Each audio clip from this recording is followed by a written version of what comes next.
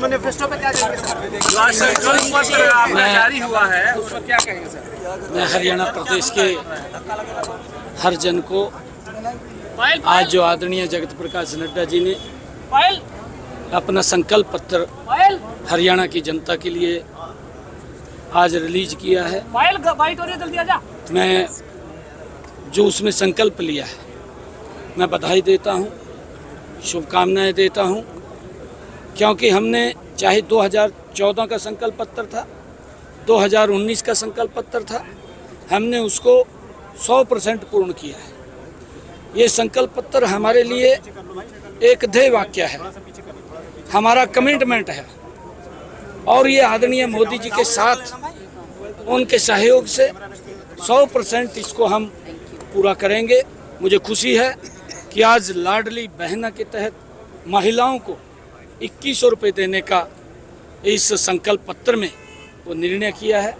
हमारी बहनों को इसका एक बड़ा लाभ मिलेगा और हमने ये भी उस बात को दोहराया है कि हम हरियाणा के किसान की 24 फसलें MSP पर खरीदने का निर्णय हमारा वो जारी रहेगा और उसके साथ साथ युवाओं को 2 लाख युवाओं को बिना पर्ची बिना खर्ची के जो हमने पिछले 10 वर्षों के अंदर जो हम ट्रांसपेरेंसी के आधार के ऊपर युवाओं को नौकरी देते हैं उसको आगे बढ़ाते हुए 2 लाख और नई नौकरियां देने का संकल्प भी हमने इसमें लिया है।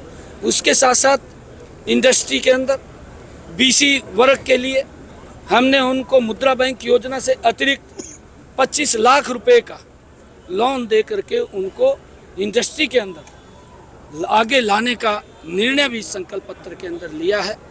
और भी हमारे जो 20 संकल्प पत्र के अंदर हमने हरियाणा प्रदेश के लोगों से जो बात कही है उसके तहत हरियाणा के लोगों को इसका एक बड़ा लाभ मिलेगा। और मैं एक और इस संकल्प पत्र के अंदर जो निर्णय किया गया है कि जो आयुष्मान और चिरायु कार्ड उसके तहत हरियाणा के लोगों को 5 लाख रुपए का इलाज कराने के लिए अधिकार था, अब उसको बढ़ा करके 10 लाख रुपए वो किया है। उसका भी एक बड़ा लाभ हमारे गरीब व्यक्ति को मिलेगा।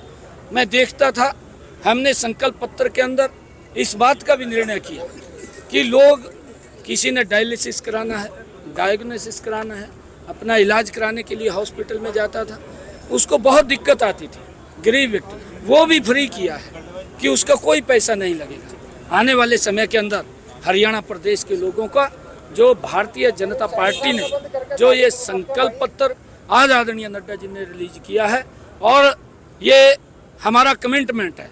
हरियाणा प्रदेश के लगभग 1,37,265 सुझाव लोगों के हमारे पास आए थे, उन सुझावों को सम्मिलित करते हुए हरियाणा प्रदेश के लोगों को ये संकल्प पत्र हमने लिया है, ये आज रिलीज किया है और इसका बड़ा लाभ ये हमारे लिए कमिटमेंट है और हम इसको पूरा करने का संकल्प हमारा है।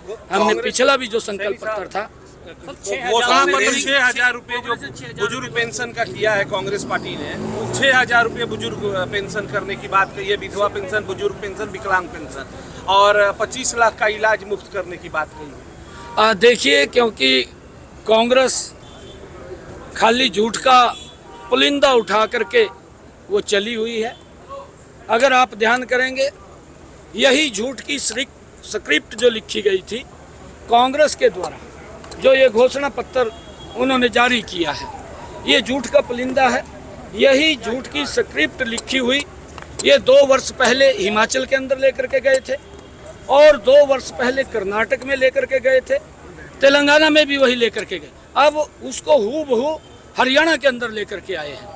परंतु आज लोग जान चुके हैं हमारे हरियाणा, क्योंकि हिमाचल के साथ सटा हुआ क्षेत्र है और हिमाचल के अंदर जो वायदे इन्होंने किए थे कि महिलाओं को 1500 रुपया देंगे और युवाओं को हर साल 1 लाख नौकरी देंगे, आज तक 2 वर्ष हो गए हैं, ना महिला को 5 पैसा दिया और ना एक नौकरी तो देने की बात क्या, ऐड तक नहीं निकाली। और स्थिति इस प्रकार की भयानक हो गई है कि वहाँ के कर्मचारियों को सैलरी देने के लिए भी बजट नहीं है। इस प्रकार की स्थिति ये कांग्रेस की हो गई है। कांग्रेस ये झूठ का पुलिंदा लेकर के हरियाणा के अंदर आई है। कोई व्यक्ति इसके ऊपर विश्वास नहीं करेगा। हरियाणा के लोग, देश के लोग कांग्रेस से, इस झूठ के पुलिंदे से उनका विश्वास उठ चुका है। भारतीय जनता पार्टी के ऊपर बड़ा विश्वास, मोदी जी की नीतियों पर, डबल इंजन सरकार की नीतियों के ऊपर हरियाणा प्रदेश के लोग विश्वास कर रहे हैं। और जो ये संकल्प पत्र आया है, 2 लाख नौकरी आपने भी देने की बात की है, कांग्रेस ने भी देने की बात की है, तो उसमें अंतर क्या है? आपने अपने मैनिफेस्टो में ये लिखा है कि बिना खर्ची बिना पर्ची के, तो ये क्या है? दोनों जगह 2-2 लाख की नौकरी दो पार्टियों ने बात की है। देखिए, इसके अंदर अंतर है। आपने देखा होगा इनके जो प्रत्याशी हैं, इनके विधायक थे, वो विधायक ने अपने पार्टी का जो इनका घोषणा पत्र था उसकी मंशा लोगों के बीच में स्पष्ट की है। आपने उसकी रील्स देखी होगी। उसने क्या क्या शब्द कहे हैं। नीरज जो इनका प्रत्याशी है NIT से, उसने ये कहा है कि आप हमें 50-50 वोट दें, हम आपको रोजगार देंगे। मेरे हिस्से में हुड्डा साहब ने कहा है कि 2 लाख नौकरियां दूंगा, मेरे हिस्से में 2000 नौकरी आ रही है।